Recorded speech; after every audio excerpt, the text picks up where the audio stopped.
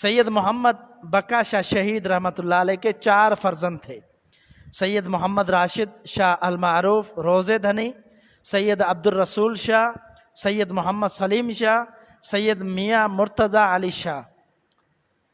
سید محمد راشد رحمۃ اللہ علیہ المعروف روزے دھنی رمضان المبارک سن 1170 بمطابق 1757 عیسوی میں سید محمد بقا شاہ شہید کے گھر میں پیدا ہوئے۔ ڈاکٹر محمد جمن ٹالپور سندھ جا اسلامی درسگاہ کتاب صفحہ نمبر 339 میں اپنی زندگی کے بارے میں لکھتے ہیں کہ ان کی ابتدائی تعلیم اپنے والد ماجد کے پاس ہوئی اور ظاہری تعلیم وقت کے بڑے محدث اور فقی الحاج فقیر اللہ علوی شکارپوری کے پاس حاصل کی۔ نحمدہ ونصلی ونسلم علی رسولہ الکریم، اما بعد فاعوذ باللہ من الشیطان الرجیم، بسم اللہ الرحمن الرحیم۔ وَلَقَدْ يَسَّرْنَا الْقُرْآنَ لِلذِّكْرِ فَهَلْ مِن مُدَّكِّرٍ۔ معزز سامعین، بدیع التفاسیر کا ہم اردو میں آپ کے سامنے روزانہ کچھ نہ کچھ حصہ رکھتے ہیں۔ تو ابھی پیش لفظ کا چوتھا پارٹ ہے کہ جو پیش لفظ ہے اس میں جو اہم ترین باتیں ہیں جو فضیلت الشیخ پروفیسر محمد جمن کمبھر حافظہ اللہ کی طرف سے لکھے ہوئے ہیں۔ تو پیش لفظ کی آگے ہم بات بڑھاتے ہیں کہ حقیقت یہ ہے کہ اہل علم شخصیت اللہ کی طرف سے انعام ہے۔ ان کا دنیا سے اٹھ جانا کوئی معمولی بات نہیں ہے۔ رسول اللہ صلی اللہ علیہ وسلم کے فرمان کے مطابق کہ علم اور اہل علم کا اٹھ جانا گمراہی اور تاریکی کی پہچان ہے۔ گمراہی اور تاریکی کی اطلاع اور پہچان ہے علماء کا اٹھ جانا۔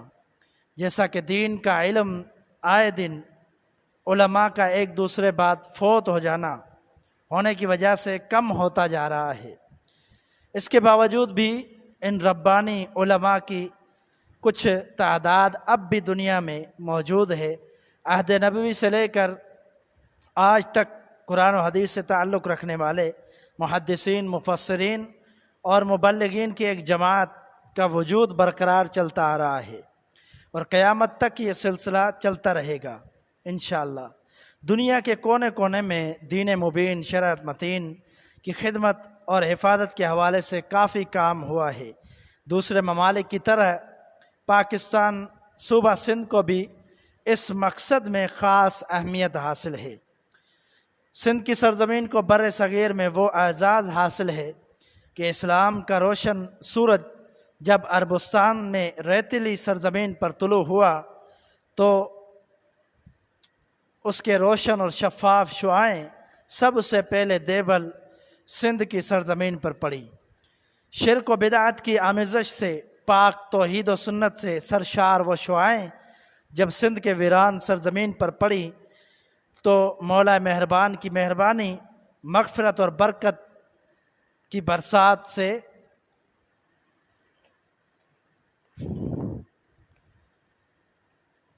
جواہرات ظاہر ہوئے جن کی خوبصورتی نے پورے جہاں کو خوبصورت بنا دیا۔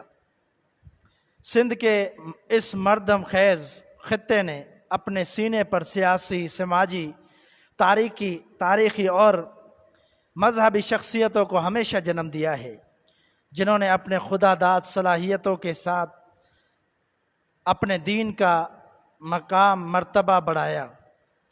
یہی سبب ہے کہ سندھ کا چرچا اپنے یا پرائے دیس میں ہوتا ہی رہتا ہے۔ مجاہد اسلام محمد بن قاسم ثقفی رحمہ اللہ کا پہلا جہادی معرکہ سندھ میں واقع ہوا۔ اس وجہ سے بر صغیر میں سندھ صوبہ کو باب الاسلام کہا جاتا ہے۔ اسلام کی تبلیغ و ترقی اور ترویج میں سندھ کے علماء اور محدثین نظام کے نام محدثین کو بڑی اہمیت حاصل ہے۔ سندھ کے ان جید علماء اکرام اور محدثین نظام کے نام اور خدمات کے حوالے سے کارنامے जमा किए जाएं तो दफ्तर भर जाएं। तारीख़ के सफ़े पलटने से इन सिंधी उलमा और मुहद्दिसीन की और मुफस्सिरीन, मुबल्लिगीन, मुजाहिदीन और उलूम अरबी के माहिरीन की दीनी खिदमतें सामने आती हैं। शख्सी या ख़ानदानी लिहाज से सिंधी उलमा और बुलंद पाए मकाम वाले मुहद्दिसीन की एक तवील फ़हरिस्त मौजूद है। इस फ़हरिस्त में सैयद मोहम्मद राशिद शाह अल मारूफ रोज़े धनी रहिमहुल्लाह के नाम से मंसूब राशिदी ख़ानदान को भी बहुत बड़ी अहमियत हासिल है। राशिदी ख़ानदान असल में सैयद अली मक्की रहिमहुल्लाह की औलाद से है। सैयद फैज़ुद्दीन शाह राशिदी अपनी तसनीफ़ राशिदी ख़ानदान जो शिजरो सफ़ा नंबर 3 में तारीख़ सिंध उर्दू के मुसन्निफ़ एजाज़ुल हक़ क़ुदूसी के हवाले से लिखते हैं कि हज़रत शाह सदर के दादा सैयद अली मक्की 100 साथियों के साथ हिजरत करके तबलीग इस्लाम के लिए सिंध में आए। आप 4वीं सदी में आए। जिस जगह पर आपने क़याम किया उसको लख अलवी कहा जाता है और उनकी औलाद लक्यारी के नाम से मशहूर है। सिंध में हर जगह ये कौम, ये ख़ानदान रहता है। मुसन्निफ़ सफ़ा नंबर 2 पर मज़ीद लिखता है कि सैयद अली मक्की के सिंध से वापसी जाने के बाद अपनी औलाद लेक्यारी सादात कहलवाए। पूरी सिंध में बड़ी तादाद में रहते हैं। कितनी सदियां गुजरने के बावजूद आज भी लेक्यारी सादात का मरकज़ सेवन ज़िला दादू में है। लेक्यारी सादात के ख़ानदान से लकी शाह सदर, दरगाह शरीफ, पीर जोगोठ और पीर झंडो इल्मी या रूहानी लिहाज से बड़ी अहमियत रखते हैं।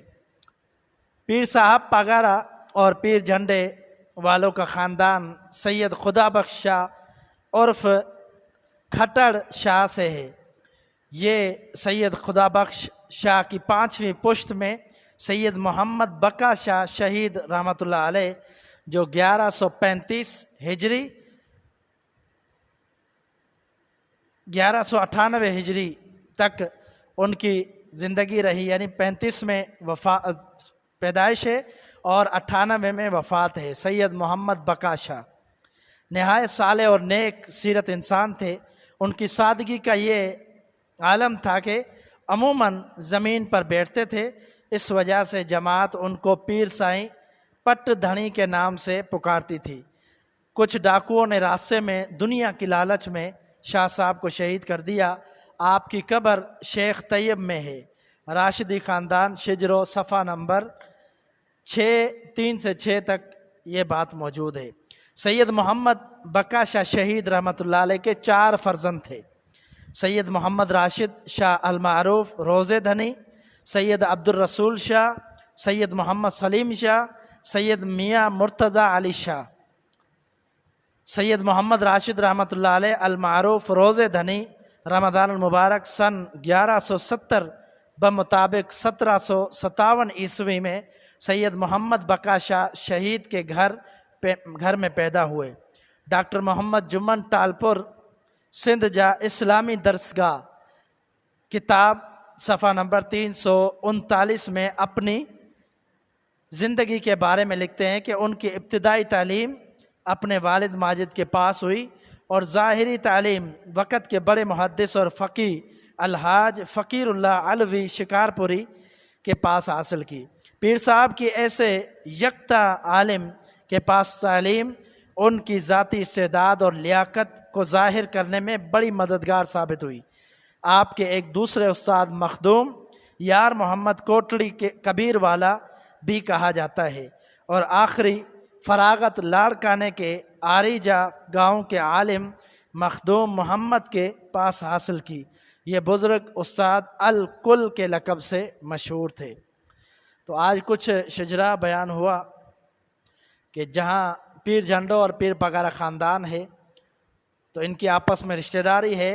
एक ख़ानदान में सैयद सिबगतुल्लाह शाह राशिदी हैं और दूसरे ख़ानदान में सैयद यासीन शाह राशिदी हैं और जिनकी औलाद से सैयद बदियुद्दीन शाह राशिदी भी हैं।